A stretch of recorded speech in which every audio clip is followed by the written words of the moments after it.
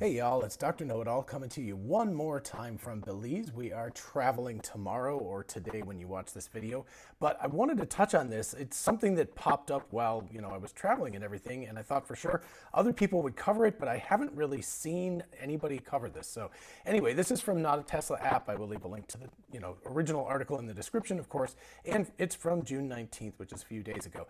Anyway, it's about Tesla's hidden, quote, Elon Mode, a sneak peek into the future of full self-driving.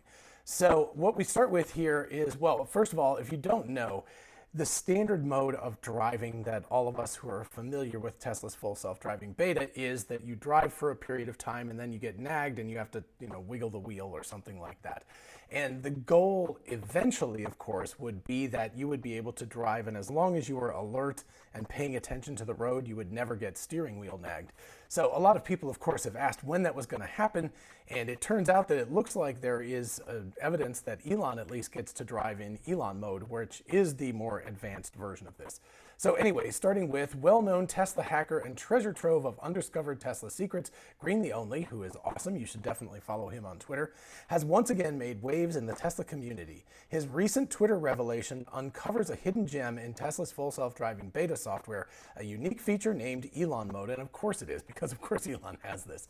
Green the Only's tweets give the world a peek into the under-the-radar feature that is yet to see public release. His deep dive into the hidden depths of Tesla's software brings to light an interesting twist to how Tesla's FSD Beta monitors driver attentiveness. So here you see a video of Elon Mode redefining driver monitoring, and I think if I'm looking at this correctly, I believe that this entire video will be recorded without any steering wheel nag. Now already the car is doing better. I did a video recently where we were traveling back from Washington DC when we were visiting my parents, and I kind of looked at, actually we were driving up on the way there, sorry. But anyway, I looked at the amount of time and actually used a stopwatch on my watch on my wrist, and I measured the time, and the time was generally speaking between 1 and 2 minutes in really good weather with traffic and all of that kind of stuff around it. So the minimum was generally 1 minute, the maximum was 2 minutes. It usually was 60, 75, 90, that kind of a thing, before it would steering wheel nag, and that's a lot less than used to be the case. But as you can see here, this is much longer than that amount of time, and it's not steering wheel nagging. So anyway, the driver monitoring system in Tesla vehicles is known for its nag feature. This alerts drivers to maintain their focus on the road and requires them to exert resistance on the steering wheel, signifying their attentiveness. And if you don't know, it really is tweaky. It takes a while to get the right amount of, jiggle on the wheel, and it can actually be very, very complicated if it starts to nag you in the middle of a lane change or when the car is turning or something, because then the steering wheel is moving on its own, and it can be very challenging to try to maintain enough control and enough resistance on the steering wheel without taking it out of full self-driving mode, which can be rather dangerous. Anyway, Elon Mode brings a paradigm shift to this system. In Elon Mode, featured above, the car switches from steering wheel, quote, nags, to a more advanced driver monitoring method. It employs only the internal camera, which is up near where the rearview mirror is. It employs only the internal camera to keep a watchful eye on the driver, ensuring that they are not distracted. This is a significant stride towards enabling hands-off driving, a promising prospect for Tesla's global user base. And yes, that cannot come soon enough. Anyway, Green's intriguing experience with Elon Mode. Taking us on a virtual ride spanning nearly 1,000 kilometers, Green shares his first-hand experience with Elon Mode. During this journey, Green enjoyed the luxury of a nag-free ride thanks to Tesla's computer vision-based driver monitoring system. Now, how do you do this yourself? Don't know. Even if I did know, I wouldn't tell you, but I actually don't know. Green the Only, of course, is a hacker. He's really, really good at digging into Tesla stuff, and he uncovers a lot of really cool new features and tells us all about it, which is really cool. But as for how to actually make this happen, I assume that someplace buried in the code is a simple, basic checkbox or something, right? It's just a variable flag that is set, and when you flip it to Elon Mode, it enables this thing. And 1,000 kilometers is a long ways. That's a long time to drive without steering wheel nag, and that would really make it a wonderful experience. Like, that's about the distance between our house in Athens and my parents' house in Springfield, and to not have steering wheel nag that entire time would make the drive even better than it is now. So anyway, very, very cool. if and when we ever get this. And of course, Elon always tests out the alpha features and everything. So of course he would get this kind of thing first. And of course he's Elon Musk. So of course, he's going to be able to test the car's features without having to have the steering wheel nag, if anybody would be able to. So anyway, Green observed that the irritating nuisance of the FSD, such as random lane changes and slower driving speed, become less noticeable if he doesn't have to watch the car continually. And if you haven't read his tweets about this, he does go into detail about that. And I've noticed that too. If I am a passenger, just for a moment, assume that you have a human driver in the driver's seat and you're in the passenger seat. You generally, unless you're just a terrible backseat driver and you're constantly like, hey, do this, hey, do this, hey, do this. Unless you're that, you're mostly just going to sit there and read a book, look at your phone, take a nap, whatever. You don't really care specifically what the person in the driver's seat is doing. And so one of the reasons I think that humans were super hyper aware about full self-driving beta's quirks and the fact that it isn't quite as efficient as humans yet in getting us from point A to point B is because we're having to watch the car so carefully. If we were effectively passengers and didn't care about it, we would probably be much, much more lenient about the car and its little foibles and everything.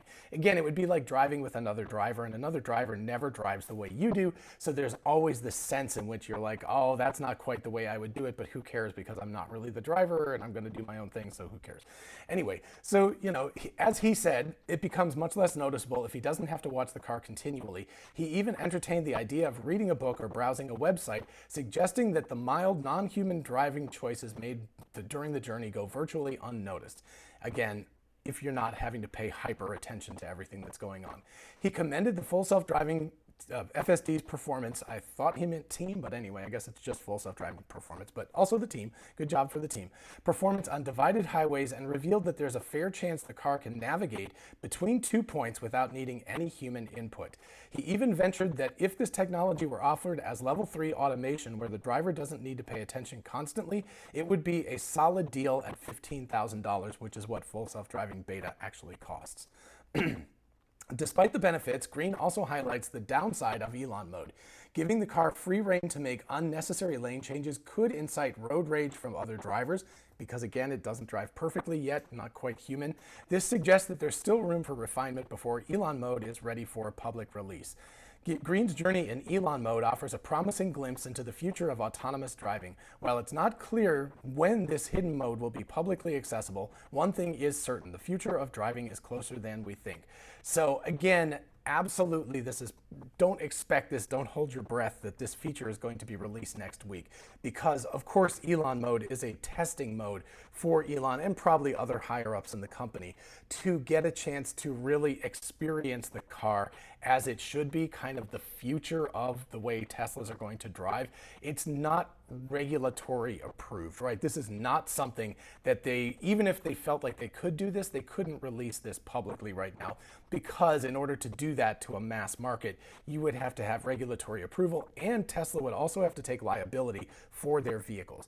It's almost certain that if you're going to have a car that's going to drive itself without any human intervention, you have to have liability on the company side, not on the passenger side. And that makes sense. Right now, in full self-driving beta, the way it is, it says you're responsible for the car, but you can't say you don't have to pay attention to what's going on and you don't have to touch it or anything like that without them taking some liability in that and having it be level 3 autonomy. Now, there could still be the sort of level 2.5 where it said you are still completely responsible, but we won't nag you until you look down or look like you're falling asleep or something like that, and then we'll nag you. So there is an in-between that you could have that mode as, but as far as the car completely driving itself without any input from the driver for an extended period of time, including you not have to be paying attention to what's going on, that is going to take a long time, because that's going to require regulatory approval, which will require data, which will require the car to frankly drive a little bit better than it can right now.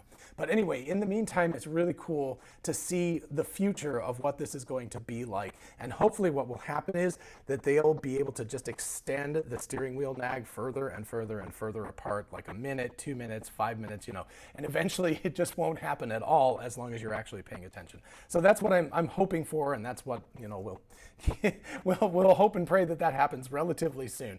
Anyway, everybody have a lovely weekend. I am going to be traveling. Hopefully we will travel safely, and we will be back very, very late Sunday night. And in the meantime, everybody enjoy the rest of the weekend, and I will see you in the next one. Bye-bye.